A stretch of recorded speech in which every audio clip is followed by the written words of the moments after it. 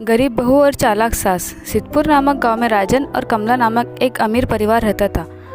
राजन गांव के एक प्रतिष्ठित जमींदार का बेटा था, जबकि कमला उसकी चालाक और घमंडी माँ थी। राजन की शादी एक गरीब घर की सीधी सादी लड़की गीता से हुई थी।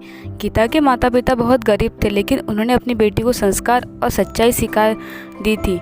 शादी के बाद जब गीता ससुराल आई तो उसने सोचा कि वह इस नए घर को अपना बना लेंगे, लेकिन उसकी सास कमला को यह बात बिल्कुल पसंद नहीं थी कि उनके अमीर घराने में एक गरीब लड़की जो है बहू बनकर आए।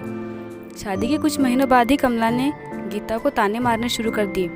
तुम्हारे घर से तो दहेज में कुछ आया नहीं, तुम्हें तो अच्छे घर के तौर तरीके भी नहीं आते। हमारे घर की बहू को महंगे कपड़े पहनने चाहिए, लेकिन तुम्हें तो ढंग के कपड़े संभालने भी नहीं आते। गीता हर दिन अपमान सही थी, लेकिन उसने कभी जवाब नहीं दिया। वह जानती थी कि अगर उसे इस घर में अपना सम्मान पाना है तो उसे अपनी बुद्धिमानी और सहनशीलता से जो है काम लेना होगा। कमला को यह बात मंजूर नहीं थी गीता इस घर में खुश रहे। उसने सोचा कि उसे किसी तरह इस घर से निकाल देना चाहिए। एक दिन कमला ने राजन से कहा, बेटा तेरी पत्नी हमारे घर के लायक नहीं, इसे अपने मायके वापस भेज दो। लेकिन राजन ने अपनी माँ की बातों को अनसुना कर दिया। वह जानता था कि गीता नेकदिल और मेहनती लड़की है। कमला ने एक चाल चली। उसने घर के पैसे और गहने छिपा दिए और पूरे परिवार के सामने नाटक किया कि वह चोरी हो गए। फिर उसने गीता पर शक जताया। जब से यह बहू घर में आई है, घर में अशांति आ गई है। कहीं इसी ने तो चोरी नहीं की।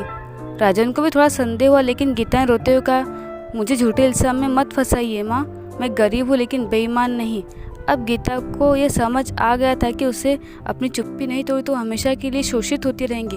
उसने चालाकी से अपनी सास की साजिश का पर्दाफाश करने की योजना बनाई। वह चुपचाप से रात में उठी और कमला के कमरे में गई। उसने देखा कि सारा गहना और पैसा कमला की अलमारी में ही छुपा हुआ था। अगले दिन गीता ने पूरे परिवार को इकट्ठा किया और कहा, माँ जी, अगर आपको मुझ पर इतना शक है तो क्यों न पूरे घर की तलाशी ली जाए। कमला डर गई। इसकी ज़रूरत नहीं है। लेकिन अब राजन और बाकी परिवार वालों को भी शक हो गया। उन्होंने अलमारी की तलाशी ली और सारे चोरी हुए गहने पैसे वहीं पाए गए। कमला का झूठ सबके सामने आ चुका था। पूरा परिवार गीता की सच्चाई और समझदारी का कायल हो गया। राजन ने अपनी माँ से कहा, माँ, आपने गीता को गलत समझा।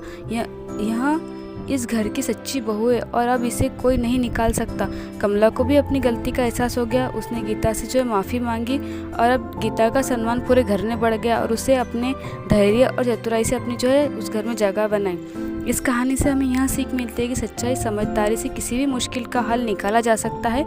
चालाकी से की गई साजिश का अंत हमेशा बुरा होता है। तो कैसी लगी आपको ये कहानी अगर पसंद आए तो चैनल को सब्सक्राइब ज़रूर कीजिएगा और बेल आइकन को प्रेस करना ना भूलिएगा, ताकि मेरे आने वाली वीडियो का नोटिफिकेशन आपको मिल सके। मिलते हैं नेक्स्ट वीडियो में।